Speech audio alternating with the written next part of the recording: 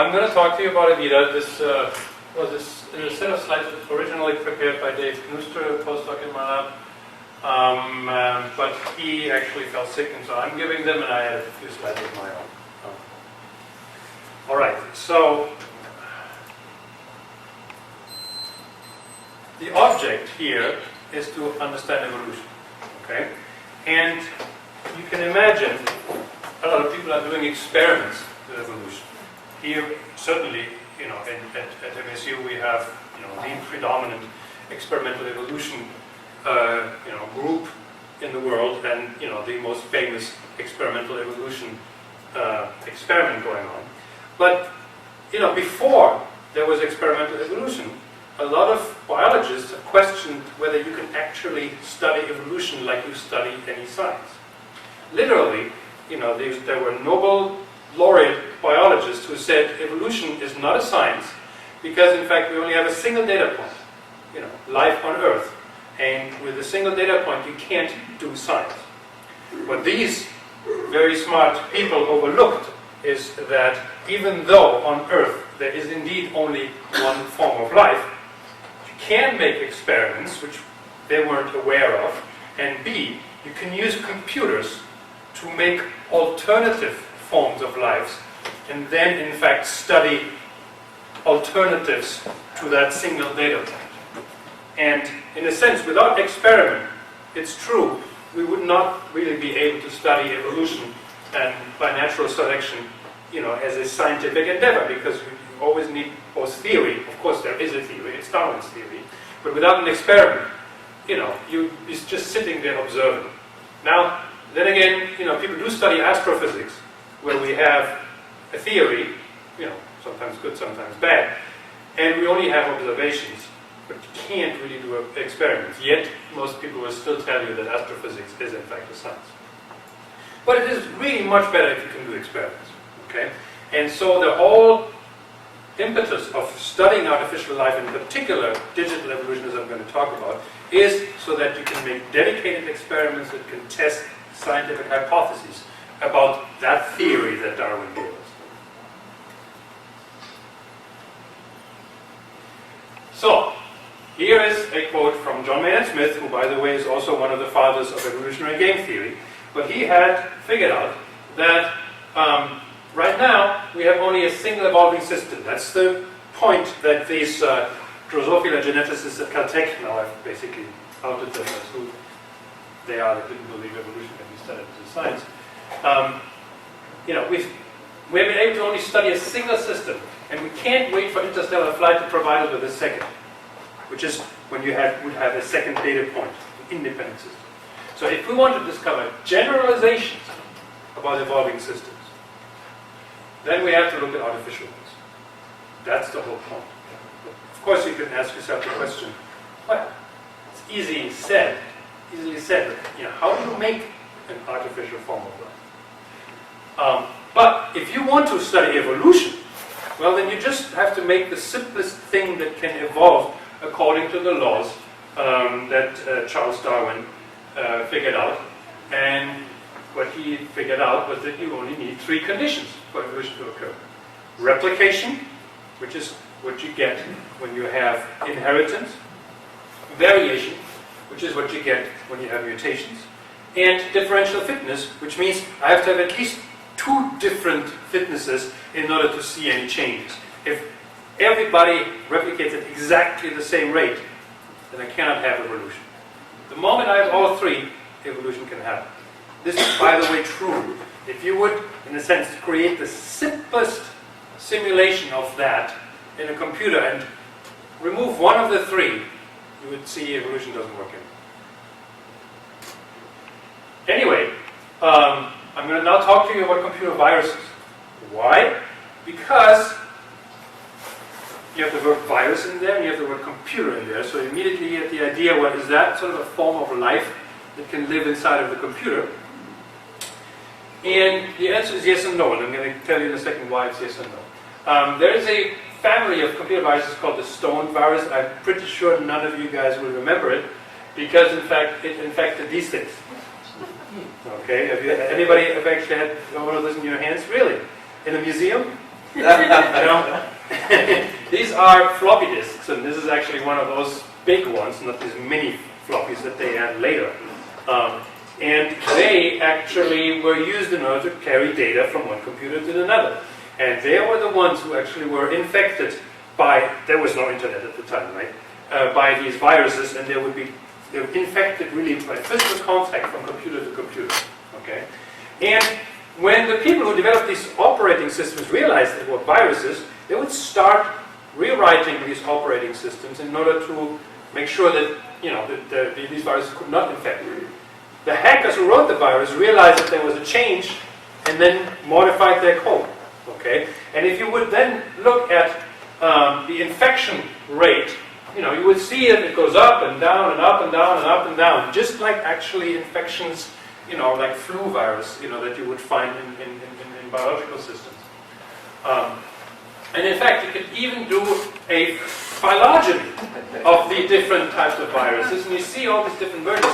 Now, these were created, of course, by the programmers or hackers in response to the changes in the operating system, so there is no mutational, you know, a process going on. But in fact, you know, you could tell what virus, you know, was formed, you know, on top of what virus. So everything looks like life. Okay, you know, you have the typical, you know, infectivity patterns. You have phylogeny. The only thing that's missing is the mutation actually being randomly applied to these computer viruses. But it turns out that you could do that too. So the history of this is that there was a thing called Core War, where, and this is in fact a true printout, I believe, or copy of it, of you know, it's a game where you're writing self-replicating computer programs that are supposed to beat other computer programs, you know, of an opponent. And whoever takes over the core, you know, wins. Okay. And it turns out these programs could do anything, but a self-replicator was actually the best way of winning this game. Okay. But again, also here, even though now it's the idea of computer viruses, but put into a computer, but in fact in a simulated enclosure. Okay, because you don't want these things to actually mess with your real, you know, computer hardware. You now have simulated computer viruses inside an enclosure. And so the only thing that is missing is mutations. Okay, and so it so happens. Oh, by the way, people are still playing that. Okay, you know, so if you Google that, you can probably download one of these simulators where you can try your own hand to do that. And in fact, here's a column from Scientific American talking about, you know, the type of strategies that were being done. And interestingly enough, you'll see an advertisement in this issue of Scientific American that actually is advertising a game theory book. So this is how we can link these things. You know, shortly after Core Wars started to become important, Sten Rasmussen at the Los Alamos National Laboratory figured out, well, let's just take the idea of Core Wars and then add a mutational operator, because it's in an enclosed space, it doesn't matter. I mean, let's have these things actually mutate autonomously. Okay? So it's Core Wars plus mutations, and I just told you Core Wars or computer viruses were almost life, except mutations were missing. Now we have mutations. That's called the Venus simulator, virtual evolution in a non-deterministic universe simulator. And you see here, you know, all kinds of stuff going on, but the disappointing stuff was that even though you have these self-replicators that would mutate, okay, these mutated forms, you know, that are defective in the way they write, and so they end up writing over the code of other organisms, and they would basically destroy each other and become non-replicated. So all these populations, even though they started out nice, would all die because they had no cell walls. They were, you know, replicating on other people's instructions. As a consequence, destroying the genetic code necessary for self-replication. So this didn't work, you know, in order to create artificial life. But there was, in fact, a biologist who watched Sten Rasmussen one day, and he looked over his shoulder and realized, oh, I know what to do in order to fix this. Okay, and this was Tom Ray at the time at the University of Oklahoma. And what he figured out is, first of all, I have to have write protection on each piece of code, okay? And second of all, I need to have the instruction language not be like the standard Intel i860 language, but in fact I have to make it such so that there are no arguments. Okay, so you see immediately, when you see some of these commands here, move, add, and so on, they all have register addresses. But if you change these commands, then suddenly they refer to the wrong address. So having an address is a very bad idea in biological evolution. In fact, if you look at the genetic code, it's CGAT, there are no addresses. Everything is done relatively with patterns. So Tom Ray figured out, oh, I'll do everything relative with patterns, and I'll do write protection. And soon enough, he had Terra. Terra was the first system where you really had an alien form of life living inside of the computer.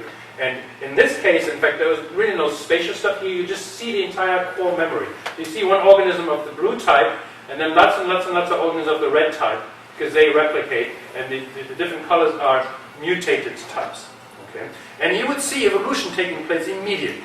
Okay? He started out with long creatures, and they started just shrinking, shrinking, shrinking. They were long because that was Tom had written by hand. But evolution goes like, really? We don't need that long code. We can shrink this and shrink this and shrink this. And then he saw parasites evolve that actually take advantage of the actual hosts and could replicate much, much faster. But after all these parasites have been taking advantage of the hosts, there were no hosts for the parasites anymore. So you basically get evolution of resistance to parasites and interesting dynamics, all of it very reminiscent of evolution, but with a system that is very unlike what we have on Earth. Okay. However, it has the three rules. It clearly, is changing, is evolving. Mutations are occurring. So it was, and of course, these things are informationally based, as is DNA and so on. So it is, as far as I'm concerned, a parallel instantiation of life. Only that its ecosphere, is inside of the computer. All right. So what happened in 1993? In 1993, I actually got a hold of that paper and I read it, and I decided that's all very nice, but it's not sufficient in order to do real science.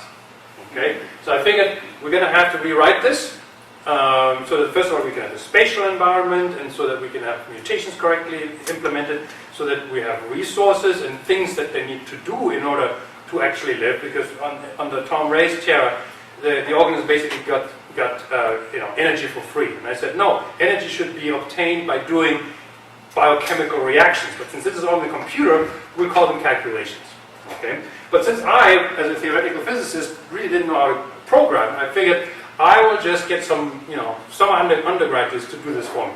Okay? And here are the two summer undergraduates. Well, they're now not summer undergraduates anymore, because Charles is the deputy director of Beacon, and this guy But they both independently wrote versions of the code, which is now Avida. And I didn't write a single line of it, even though I did reprogram Terra. But then from reprogramming Terra, I realized it was hopeless. Of course, they didn't look like this when we were doing this, but fortunately, no picture actually survived of the gang at the time. Oh, right. Yeah, that's a really. All right, so what does digital evolution actually look like? So what you have is, in this case, a spatial environment, and each single dot here is one particular program, and it's colored according to its genotype. So let's say a program is 100 instructions of a particular language that we designed, and the language has about 26 different instructions. It could be 20, we can play around with that, but it's on the order of as many amino acids there. Okay? And that's it. There's no other things. Amino acids don't have addresses, and neither do these things. And if there's a single change, like an amino acid replacement in the protein, then you change the color.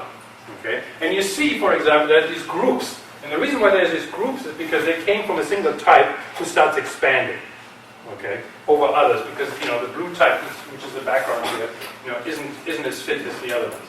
Now I'll show you a movie later, and you'll see colors reoccurring, and you might ask, well, are these things that usually that ended up being extinct coming back? And the answer is no. You just basically have to hand color this. So there's not enough colors, because there's millions and millions of genotypes, as you can imagine. If you have a 100 instruction program where each instruction can take 26 different values, then you get an enormous number of different genotypes. And in each program, of course, it has to be executed on a CPU. Okay? And the programs, by the way, are circular. Okay? Just like the DNA of most prokaryotes, most bacteria. In Terra, by the way, they were not that. But I looked at this and like, this doesn't make any sense. When you have an instruction pointer that executes this code, it should be like a polymerase. Just run around, and while this is the code, the execution of the code is the phenotype of this organ. Okay, and it has a very simple architecture, which is 3 registers. It can read numbers from the environment and can write numbers into the environment, and that's how it does its chemistry. Okay, so the stuff it reads in are like molecules that it uses in order to make a reaction, to make a calculation that might give it some energy. For example, here it's trying to calculate an equal operation. An equal operation basically would say, well, tell me, it's all on binary numbers in this case. If I have a 1 in one register and a 1 in the other register, then the equal operation, would put a 1 there if they're equal. Or, if both of them are 0, it would also put a 1. If they're not equal, it would put a 0. That's an operation. You can do that bitwise, and we call that it's a calculation, but it's the equivalent of a biochemical reaction that people do. So here you see a typical execution where this is the code, and it's being executed, and it's just spawned a daughter code there. And the daughter code, even though it's first filled with arbitrary instructions, but instruction by instruction is being copied over into the daughter code here by a copy loop that's being executed right on the top. And at some point it hits an instruction that says divide, and then the daughter code is being split off and placed into the population. Which means you have to kill somebody somewhere if you're going to keep the population size constant, and indeed that constantly happens. Births happen and deaths happen, constantly. Now in this case, the copy on the left is actually perfect, but there's a probability where the instruction that I'm writing is not the same as the instruction that I've just read. And that would be a mutation. And the mutation process is random. In other words, you just replace the mutated instruction by a randomly chosen instruction from the possible set. Okay, so here is the typical movie, and we started here with just a handful of identical organisms.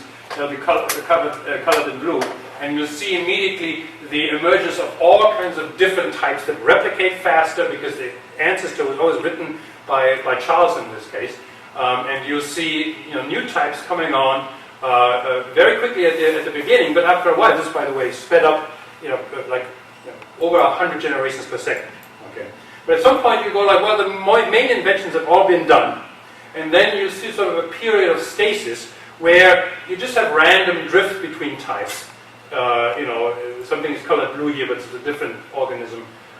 And so beneficial mutations at some point become rare, but here in fact a new type occurred and took over immediately, and everybody else went to extinction.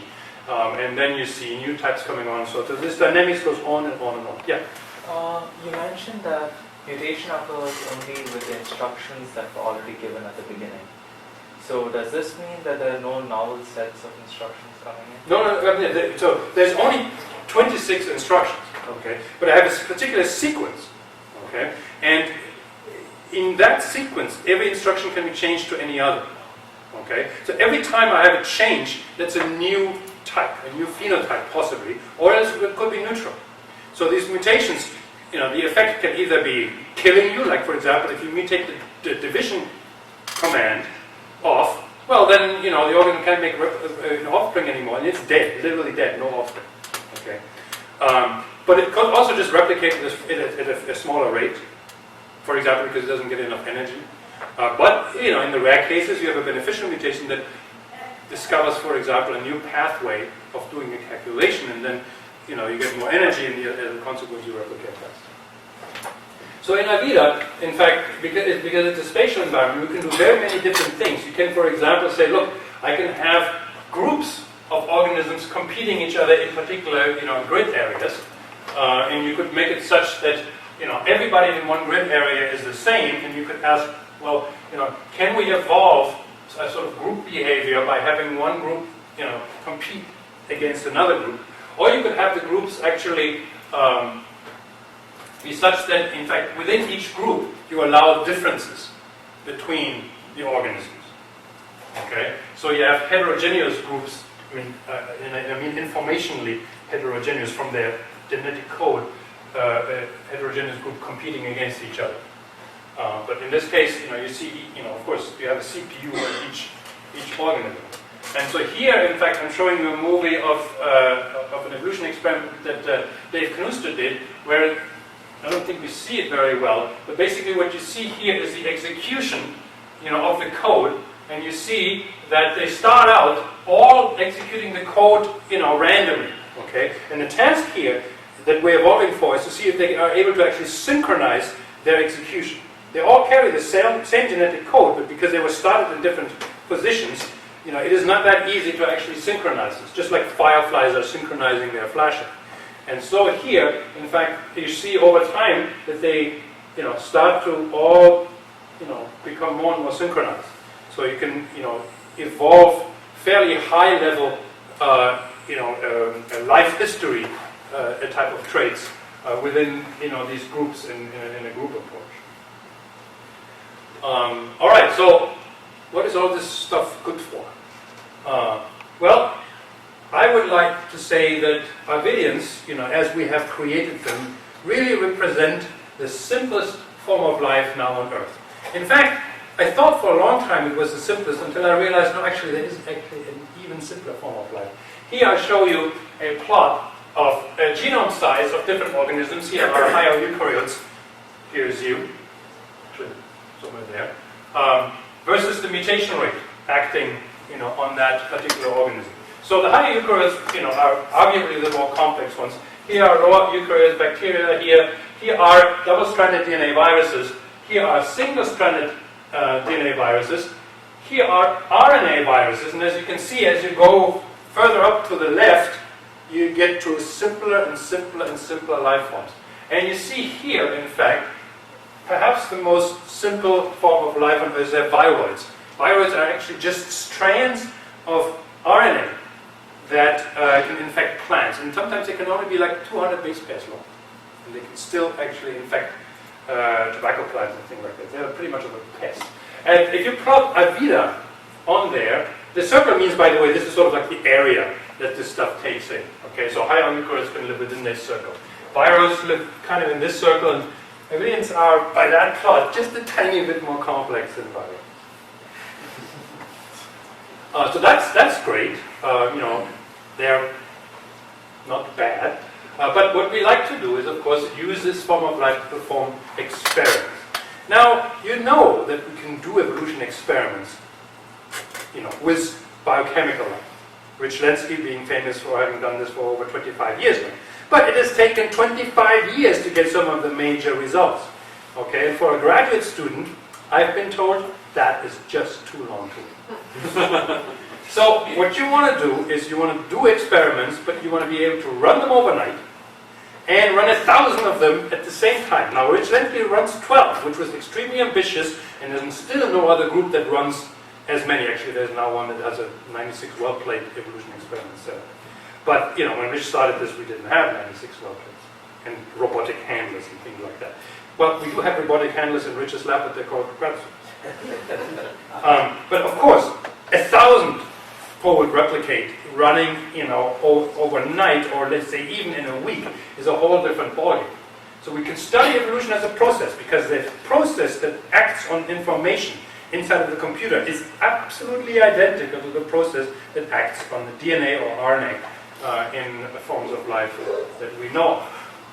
We can try to figure out how complexity can evolve from simplicity, and I think one of the homework projects is exactly about that. And so from this simple beginning, this is, by the way, from Charles Darwin's notebook when he wrote the very first sketch of what he thinks, an evolutionary tree of life looks like. We can learn about evolution that way. And the last final slide concerns where on this line between purely theoretical research, with differential equations and matrices and integrals and so on, versus purely empirical experimental research with computation somewhere there in the middle, where would digital evolution lie?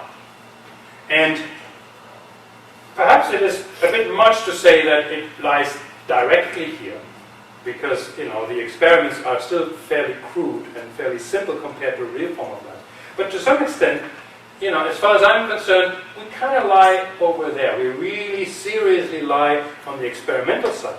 Because after all, we have discovered new effects that operate on all of biological evolution, including the wet stuff, using the experiments on our digital Avidians.